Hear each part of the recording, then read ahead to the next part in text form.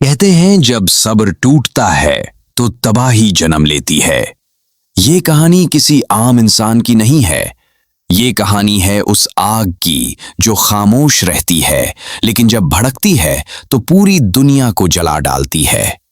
इस बार दुश्मन को न कानून रोक पाएगा ना ही इख्तदार, लेकिन सामने वो शख्स खड़ा है जिसका मजहब सिर्फ इंसाफ है और जिसकी सजा सिर्फ मौत है। इस बार अखंडा में अमन नहीं बल्कि वार्निंग है और सीधी जंग भी है। हर वॉर में गुस्सा, हर सांस में आग और हर कदम पर मौत का ऐलान। तो दोस्तों तैयार हो जाइए अखंडा 2 मूवी के एक्सप्लेनेशन के लिए। वीडियो शुरू करते हैं, लेकिन इससे पहले चैनल को सब्सक्राइब करके नोटिफिकेशन बेल को ऑल पर कर दीजिए ताकि मूवीज और वेब सीरीज की ताजा तरीन एक्सप्लेनेशन सबसे पहले आप तक पहुंच सके। फिल्म की शुरुआत अखंडा 1 के एंडिंग से होती है, जहां अखंडा के गुरुजी उससे कहते हैं कि जो कुछ अभी तक हुआ है वो तो बस शुरुआत है। आगे बहुत बड़ा खतरा आने वाला है और जितनी ताकतें तुम्हारे अंदर हैं वो उस खतरे को नहीं रोक पाएंगी। इसलिए तुम्हें अष्ट सुधि की उधीर साधना करनी होगी। अगर तुमने ये कर लिया तो खुद भगवान शिव तुम्हारा साथ देंगे और इस मुसीबत से लड़ने में तुम्हारी मदद करेंगे। अखंडा कहता है कि जब बात देश और धर्म पर आएगी तो वो हर बार वापस आएगा और इस शुद्धि को हासिल करने के लिए वो पूरी तरह तैयार है। गुरुजी पहले ही अखंडा को बता देते हैं कि अष्ट शुद्धि की उधीर साधना आसान नहीं है। इसमें बहुत से खतरात आएंगे, लेकिन अखंडा को कोई फर्क नहीं पड़ता। अब कहानी कुछ साल आगे बढ़ती है, जहां हम देखते हैं कि चीन के कुछ फौजी भारत के नॉर्थ ईस्ट में हमला कर देते हैं और वहां के बहुत से लोगों को बेरहमी से मार देते हैं। पता चलता है कि इस ऑपरेशन का हेड एक जनरल है जो निहायत जालिम इंसान है। वो किसी भी तरह भारत को खत्म करना चाहता है और इसके लिए कुछ भी कर सकता है। ये भी मालूम होता है कि जनरल का बेटा भी पहले चीनी फौज में था, लेकिन जब भारत से जंग हुई तो उसका बेटा एक ही मक्के में मारा गया। इसी वजह से जनरल के लिए अब ये बदला जाती बन चुका है। बेटे की मौत के बाद जनरल ने कसम खा ली थी कि चाहे कुछ भी हो जाए वो भारत को खत्म करके ही रहेगा। अब जनरल को चिंग नाम के एक आदमी के बारे में पता चलता है जो भारत को खत्म करना चाहता है। जनरल फौरन चिंग से मिलने जाता है। जब जनरल चिंग से मिलता है तो देखता है कि चिंग भगवद गीता पढ़ रहा है, जिसे देखकर वो हैरान हो जाता है।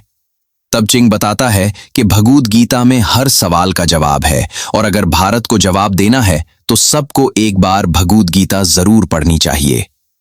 चिंग कहता है कि भारत को खत्म करने के लिए उसने बहुत से तरीके तलाश किए हैं, बहुत से रोबोटिक सोल्जर्स और कई वायरस भी बनाए हैं, लेकिन उन्हें सही वक्त पर इस्तेमाल करना होगा। इसके बाद हमें पीएम ऑफिस की मीटिंग दिखाई जाती है, जहां पता चलता है कि भारत के जुनूब के एक गांव में लोगों पर बहुत ज्यादा जुल्म हो रहा है। दरहकीकत इस गांव को नए मेडिकल कॉलेज और स्कूल बनाने के लिए मुंतखब किया गया है और जो टीम सर्वे के लिए गई थी उसे वहां के लोगों ने पकड़ लिया है। ये लोग निहायत खतरनाक हैं। तब एक ऐसे आदमी को मुंतखब किया जाता है जो वहीं आसपास रहता है। उसका नाम बालाकृष्णन है, जो एक कलेक्टर है। हुकूमत वहां फौज भेजना चाहती थी, लेकिन चूंकि बालाकृष्णन करीब ही है इसलिए फौज भेजने का सवाल टल जाता है। बालाकृष्णन वहां पहुंचता है और उन सब लोगों को बुरी तरह पेटता है और सर्वे टीम को भी बहिफाजत बचा लेता है। जो लोग ड्रग्स का धंधा कर रहे थे और जिन्होंने गांव पर कब्जा किया हुआ था, बालाकृष्णन उन्हें एक जबरदस्त तकरीर देता है और कहता है कि अगर सब मिलकर रहोगे तो भारत तुम्हारा साथ देगा, वरना तुम कचल दिए जाओगे। ये सब होने के बाद खुद वजीर आजम बालाकृष्णन के पास आते हैं। पीएम उससे पूछते हैं कि उसके कितने 100 बच्चे हैं। बालाकृष्णन बताता है कि उसकी एक बेटी है जो 17 साल की है और डीआरडीओ में साइंसदान है। ये सुनकर वजीर आजम हैरान हो जाते हैं, क्योंकि वो लड़की एक टॉपर है और उसका IQ 226 है। इस लड़की का नाम जन्नी है, जो निहायत ज़हीन है।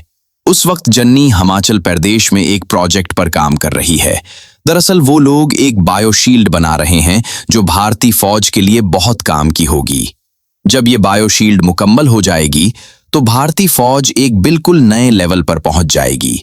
अगरचे बायोशील्ड तैयार हो चुकी है, लेकिन अभी तक उसका इंसानों पर ट्रायल नहीं हुआ और इसी पर पूरी टीम काम कर रही है।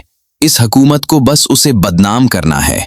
उसे इस बात से कोई फर्क नहीं पड़ता कि कितने लोग मरेंगे, उसे तो बस अपनी इख्तदार वापस चाहिए। इसीलिए वो यहाँ जनरल और चेंग से हाथ मिला लेता है। जनरल और चेंग उसे एक वायरस के बारे में बताते हैं और उससे पूछते हैं कि आखिर हम उसे भारत में किस वक्त फैलाएं। तब अजीत ठाकर बताता है कि 140 साल बाद महाकंप वापस आ रहा है। इससे बेहतर वक्त और इससे बेहतर जगह कोई हो ही नहीं सकती।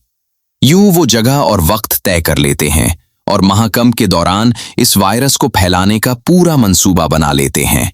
वो इस वायरस को त्रिवेणी संगम में फैला देते हैं और जैसे ही लोग महाकंप में स्नान करते हैं, सब इस वायरस से मुतासिर हो जाते हैं। शुरू में ये वायरस फौरन असर नहीं दिखाता, लेकिन 1 घंटे बाद इसका असर निहायत होलनाक होता है। लोग बीमार पड़ने लगते हैं और बेशुमार जानें ज़ाया हो जाती हैं। ये खबर अब हुकूमत तक पहुंच चुकी थी, लेकिन हुकूमत के पास इसका कोई हल नहीं था। इस सूरत हाल का फायदा उठाकर अजीत ठाकर सब लोगों को अपनी तरफ कर लेता है और उन्हें हुकूमत के खिलाफ भड़का देता है। लोग वाकई भड़क जाते हैं, यहां तक कि वो खुदा को भी मानने से इनकार करने लगते हैं। लेकिन डीआरडीओ के पास बायोशील्ड मौजूद थी। अगरचे अभी तक उसका इंसानों पर ट्रायल नहीं हुआ था, मगर यही सबसे मौजू वक्त था। इसलिए जन्नी इंसान पर बायोशील्ड का ट्रायल करती है और ये कामयाब रहता है। यानी अब इस वायरस का एंटीडोट इसी बायोशील्ड से बनाया जा सकता था। जब हुकूमत को ये मालूम होता है कि डीआरडीओ ने वायरस का एंटीडोट तैयार कर लिया है, तो वो फौरन उसे अपने पास मंगवाने का हुक्म देती है। लेकिन इसी दौरान लैब पर हमला हो जाता है और वहां मौजूद तमाम साइंसदानों को कत्ल कर दिया जाता है। यहाँ जिन्नी और एक और खातून अफसर बच जाती हैं, मगर आखिरकार वो खातून अफसर भी मारी जाती है और सिर्फ जिन्नी ही जिंदा बचती है। एंटीडोट भी सिर्फ जिन्नी के पास ही होता है। जिन्नी अपनी जान बचाने की पूरी कोशिश करती है और वहां से भागने की कोशिश करती है, लेकिन नाकाम रहती है क्योंकि हमला आवर बहुत ज्यादा थे। आखिरकार वो उनके कब्जे में आ जाती है। जब वो उसे कत्ल करने और एंटीडोट को मुकम्मल तौर पर खत्म करने ही वाले होते हैं, तब अचानक अखंडा की एंट्री होती है, जिनकी इष्ट सुधि की साधना अब मुकम्मल हो चुकी थी। अखंडा आते ही सब लोगों को निहायत बेरहमी से मारना शुरू कर देता है। जिन लोगों को जिन्नी को मारने के लिए भेजा गया था, वो बहुत खतरनाक थे, तादाद में भी ज्यादा थे और मुकम्मल तौर पर हथियारों से लैस थे। लेकिन अखंडा उन्हें निहायत आसानी से मार देता है और पलक झपकते ही सबका सफाया कर देता है। अखंडा यहाँ कहता है कि जब भी देश और धर्म की बात आएगी, वो जरूर लौटेगा, चाहे कुछ भी हो जाए। दूसरी तरफ हुकूमत को खबर मिलती है कि कुछ लोगों ने लैब पर हमला करके एंटीडोट को खत्म कर दिया है। हुकूमत को यही लगता है कि शायद वो वायरस का एंटीडोट हमेशा के लिए खो चुके हैं। वही जनरल को भी मालूम हो जाता है कि अगरचे लैब तबाह कर दी गई है, लेकिन एंटीडोट अब भी जिन्नी के पास मौजूद है और वो उसे लेकर आ रही है। लेकिन जनरल को ये मालूम नहीं होता कि रास्ते में उसके लोगों की मुलाकात अखंडा से हो चुकी है। अब जनरल का अपने आदमियों से कोई भी राब्ता नहीं हो पा रहा था, इसीलिए जनरल वो अजीत ठाकर से राब्ता करता है और उससे कहता है कि वो इस जगह जाकर हालात देखे। जब अजीत ठाकर वहां पहुंचता है तो वो देखता है कि जनरल के बहुत से आदमी बेदर्दी से मारे जा चुके हैं और किसी के पास भी एंटीडोट मौजूद नहीं है। इसी वक्त यहां नेट्रा नाम के एक शख्स की एंट्री होती है, जिसके पास बेपनाह उसूरी ताकतें हैं और वो इन ताकतों से किसी को भी खत्म कर सकता है। नेट्रा अजीत ठाकर को बताता है कि तुम्हारे लोगों को किस तरह बेरहमी से मारा गया है। नेट्रा कहता है कि जो काम मुझे बरसों पहले कर देना चाहिए था, अब उसे खत्म करने का वक्त आ चुका है। वो बताता है कि तुम्हारा और मेरा रिश्ता बहुत पुराना है। मैंने तुम्हारे वालिद की भी पूरी मदद करने की कोशिश की थी। उस वक्त मैं इतना ताकतवर नहीं था, लेकिन अब मैं बेहद ताकतवर हो चुका हूं। नेट्रा बताता है कि सालों पहले तुम्हारे वालिद मेरे पास आए थे। वो भी तुम्हारी तरह इख्तदार हासिल करना चाहते थे। इसीलिए हमने काली ताकतों के जरिए बहुत से लीडरों को मरवा दिया था, लेकिन फिर भी तुम्हारे वालिद को इख्तदार नहीं मिल सका। इसकी वजह यह थी कि उनके रास्ते में एक ऐसा शख्स खड़ा था जिसे हम शिकस्त नहीं दे सके। जब तुम्हारे वालिद आखिरी बार मेरे साथ काली ताकतों की पूजा कर रहे थे, इसी वक्त वो शख्स आ गया जिसने पूरे यज्जिया को तबाह कर दिया। वो शख्स कोई और नहीं बल्कि अखंडा था। अखंडा ने वहां पहुंचकर सब लोगों को बेरहमी से मार दिया, और यही नहीं बल्कि उसने तुम्हारे वालिद को भी बुरी तरह कत्ल कर दिया। मेरी हालत भी उसने बदतरीन कर दी थी। मेरी एक आंख निकाल दी गई, मेरा पूरा जिस्म तबाह हो गया। उसी दिन से मैंने काली ताकतों का गहरा मुताला शुरू किया। अब मैं इतना ताकतवर हो चुका हूं कि अखंडा जैसे 10 लोगों को एक साथ आसानी से मार सकता हूं। बस मुझे अखंडा से मिलना है और उसे खत्म करना है। जो इख्तदार तुम्हारे वालिद चाहते थे, वो इख्तदार अब मैं तुम्हें दिलवा कर रहूंगा। दूसरी तरफ हम देखते हैं कि अखंडा और जिन्नी एक गांव पहुंचते हैं। जिन्नी को अच्छी तरह मालूम होता है कि अखंडा उसके बड़े पापा हैं, और वो उनसे घर चलने की दरखास्त करती है क्योंकि उनकी माँ की हालत बहुत खराब है। लेकिन अखंडा को इन बातों से कोई फर्क नहीं पड़ता क्योंकि वो सब कुछ तर्क कर चुके हैं। जिस गांव में अखंडा पहुंचते हैं, वहां वो एक मंदिर की दोबारा स्थापना करते हैं क्योंकि अब वहां कोई भी खुदा को नहीं मानता था।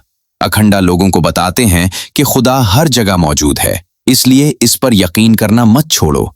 इसके बाद जिन्नी भारतीय हुकूमत को इत्तला देती है कि वो जिंदा है और एंटीडोट बिल्कुल महफूज है। हुकूमत फौरन उसे लेने के लिए एक हेलीकॉप्टर भेज देती है, लेकिन उसी दौरान उस चॉपर पर हमला हो जाता है और उसे मुकम्मल तौर पर तबाह कर दिया जाता है। ये हमला न जनरल ने करवाया था और न ही चिंग ने, बल्कि ये हमला नेट्रा ने करवाया था, जो अब पहले से कहीं ज्यादा ताकतवर बन चुका था। नेट्रा अखंडा से कहता है कि पिछली बार मैं कमजोर था, लेकिन इस बार मैं तुम्हें आसानी से मार दूंगा। लेकिन नेट्रा की ये सोच गलत साबित होती है क्योंकि उसे ये मालूम नहीं होता कि अखंडा ने इष्ट सुधि की साधना मुकम्मल कर ली है और अब खुद भगवान उसके साथ हैं। अब उन दोनों के दरमियान एक जबरदस्त जंग होती है। नेट्रा की एक बड़ी टीम अखंडा पर हमला करती है, लेकिन जैसे पिछली बार वैसे ही अखंडा सबको आसानी से मार देता है। आखिरकार जब नेट्रा का सामना अखंडा से होता है तो अखंडा उसे भी बेरहमी से खत्म कर देता है। यूं नेट्रा का किस्सा यहीं खत्म हो जाता है और काली ताकतों के मुताले का भी अंजाम हो जाता है। उन सब के बाद जिन्नी अखंडा को बताती है कि दादी का इंतकाल हो चुका है और उनकी आखिरी ख्वाहिश यही थी कि आप ही उन्हें आखिरी आग दें। लेकिन अखंडा वहां जाने से इनकार कर देता है। जिन्नी कहती है कि दादी बरसों तक आपका इंतजार करती रहीं। अगर आप एक बार भी उन्हें दुख जाते तो शायद वो और जिंदा रहती, लेकिन आपके इंतजार में ही वो दुनिया से चली गईं। फिर भी आप उनकी आखिरी ख्वाहिश पूरी नहीं करेंगे। शायद आप में और आपके खुदा में दिल ही नहीं है। दूसरी तरफ अखंडा की मां की आखिरी रसूमात अदा की जा रही थीं। सबको यही लग रहा था कि अखंडा नहीं आएगा, हत्ता कि बाला कृष्णन को भी यही यकीन था क्योंकि बरसों से अखंडा घर नहीं आया था। हालांकि मां की आखिरी ख्वाहिश थी, फिर भी सबको लगता था कि वो नहीं आएगा। तभी हम देखते हैं कि अखंडा वहां एंट्री करता है। सब लोग उसे देखकर हैरान रह जाते हैं। अखंडा आते ही अपनी मां को आखिरी आग देता है और फौरन वहां से चला जाता। तब हमें बताया जाता है कि जिस शख्स ने अखंडा की मां को आखिरी आग दी है, वो दरअसल वो अखंडा नहीं थे, बल्कि वो साक्षात भगवान शिव थे। इसी वक्त अखंडा की मां की आत्मा बाहर आती है और वो भगवान शिव से बात करती है। भगवान शिव कहते हैं कि तुम्हारा बेटा मेरे लिए इतना सब कुछ कर रहा है, तो मैं तुम्हारे लिए इतना तो कर ही सकता था। दूसरी तरफ हम देखते हैं कि पूरी इंडियन गवर्नमेंट अब अखंडा के पास पहुंच जाती है। अखंडा कहता है कि ये जंग अभी खत्म नहीं हुई, बल्कि अभी तो असल जंग शुरू हुई है। जिन लोगों ने ये सब कुछ किया है, उन सबको मैं मार कर रहूंगा, जिसे तुम अपनी जबान में सर्जिकल स्ट्राइक कहते हो। कुछ वुज़रा कहते हैं कि अगर ऐसा हुआ तो बाकायदा जंग छिड़ सकती है। तब अखंडा कहता है कि मैं जंग करने ही जा रहा हूं और उन सब लोगों को खत्म करके रहूंगा, क्योंकि उन्होंने मेरे देश और मेरे धर्म को खत्म करने की कोशिश की है। इसलिए अब मैं उन्हें नहीं छोड़ सकता, उनके लिए सिर्फ मौत की सजा है। दूसरी तरफ हम देखते हैं कि जनरल और चैंग कैलाश पर्वत को तबाह करने की कोशिश में लगे हुए हैं। जब वो मिसाइल के जरिए उसे मुकम्मल तौर पर तबाह करने ही वाले होते हैं, तभी वहां अखंडा पहुंच जाता है। वो मिसाइल से उनके पूरे कैंप को उड़ा देता है। जनरल और चैंग के पास बहुत सारे सिपाही होते हैं और बेशुमार हाईटेक हथियार भी, जो किसी भी मुल्क को आसानी से तबाह कर सकते हैं। उनके पास रॉकेट लॉन्चर्स भी होते हैं और वो सब कुछ अखंडा पर इस्तेमाल कर देते हैं। लेकिन अखंडा अकेला ही उन सब पर भारी पड़ता है। आखिरकार जब अखंडा तमाम सिपाहियों को मार देता है तो जनरल रोबोटिक सोल्जर्स को बुलाता है जो बेहद खतरनाक होते हैं। उन्हें बनाने में बहुत वक्त और बेशुमार पैसा लगाया गया होता है। जब उन रोबोटिक सिपाहियों का सामना अखंडा से होता है तो वो अखंडा पर जबरदस्त हमला करते हैं और ऐसा लगने लगता है कि शायद अब अखंडा मारा जाएगा। लेकिन इसी वक्त अखंडा के अंदर एक जबरदस्त इलाही ताकत जाग उठती है जो उन तमाम रोबोटिक सिपाहियों को खत्म कर देती है। आखिर में अखंडा मिस्टर चैंग और जनरल दोनों को मार देता है, लेकिन अजीत ठाकर को छोड़ देता है क्योंकि अजीत ठाकर अब ये समझ चुका होता है कि भगवान क्या होते हैं और मुल्क की हिफाजत कितनी जरूरी है। इसी के साथ ये फिल्म यहीं पर खत्म हो जाती है। तो दोस्तों, उम्मीद है आपको ये वीडियो पसंद आई होगी। अगर वीडियो अच्छी लगी हो तो उसे लाइक जरूर कीजिएगा और चैनल को भी सब्सक्राइब कीजिएगा ताकि आपको इसी तरह का ताज़ा और बेहतरीन कंटेंट मिलता रहे।